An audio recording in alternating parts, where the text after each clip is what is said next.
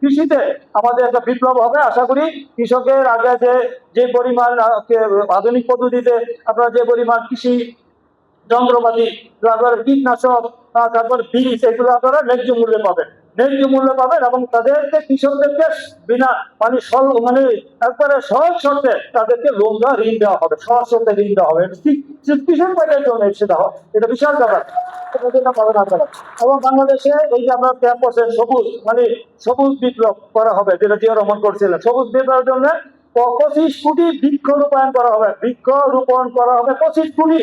এই যে বিশ্বে উষ্ণায়ন হয়েছে 25 কোটি, বা 5 বছরে 25 কোটি বৃক্ষ আপনার বাংলাদেশের উপর একটা দেশে, আপনার একটা দেশে 25% ইয়ে থাকতে হয়, বৃক্ষ থাকতে হয়। সেখানে আমাদের দেশে মানে 12% কম। তার মানে আমাদের দেশে যে দিন দিন যে অস্থির গরম, এই যে উষ্ণায়ন হচ্ছে, এই যে আমাদের বৈশ্বিক যে জলবায়ু পরিবর্তন হচ্ছে এবং আমাদের পরিস্থিতি যে দিন দিন উত্তপ্ত হচ্ছে, সেটা পুরো বিশ্বেই হচ্ছে।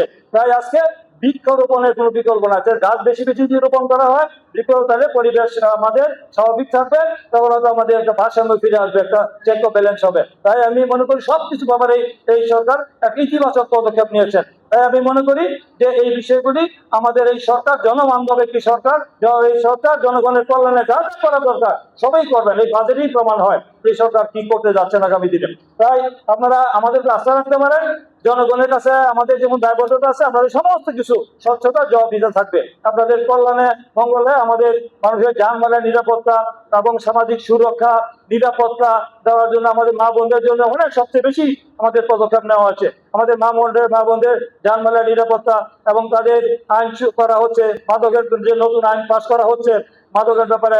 তারপরে যারা সন্ত্রাস নড়ে জড়জড় করবে তাদের বিরুদ্ধে কঠিন, তারা কে কোন দল করে সেটা দেখার বিষয় না। সে অপরাধীকে চিহ্নিত হবে, সে যত প্রভাবশালী হোক তার বিরুদ্ধে আইনমূলক ব্যবস্থা হবে, কেউ ঠেকাতে পারবে না। আমরা সেইভাবে আইন আমরা করা হচ্ছে এবং সেইভাবে আজকে দেশে দেশ পরিচালিত হবে। আপনারা আমাদের আস্থা রাখবেন। মানুষের কল্যাণে মানুষের মঙ্গলে আমাদের যা যা করা দরকার আমরা তাই করবো।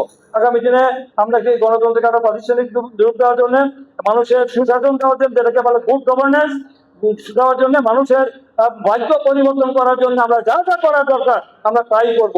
সেই জন্য আমরা ব্যাপক প্রস্তুতি নিচ্ছি, আমাদের আস্থা রাখবেন। আর আমার তো জানেন আপনাদের জনপ্রতিনিধি হিসাবে আমি আমার দরজা খোলা 30 মিনিটের বাসায়, যখন যে কোনো বিষয়ে আপনারা আলাপ করবেন আমার টেলিফোন করবেন, আমার না পেলে আমার পিএসে ফোন দিবেন, বাসায় আসবেন, আমার লিখিত দিবেন। আমার ওয়েবসাইট আছে, ওয়েবসাইটে আপনারা গিয়ে আপনাদের যারা যে কোনো সমস্যা অভিযোগ আমার না পাইলে আপনারা ওয়েবসাইটে আমাকে এই বিষয়গুলি অবহিত করতে পারেন যে এই সমস্যা রয়েছে, তাহলে আমি সেটাকে যাচাই বাছাই করে ভেরিফাই করে আমি যথাযথ ব্যবস্থা গ্রহণ করবো ইনশাআল্লাহ আপনাদের কাছে।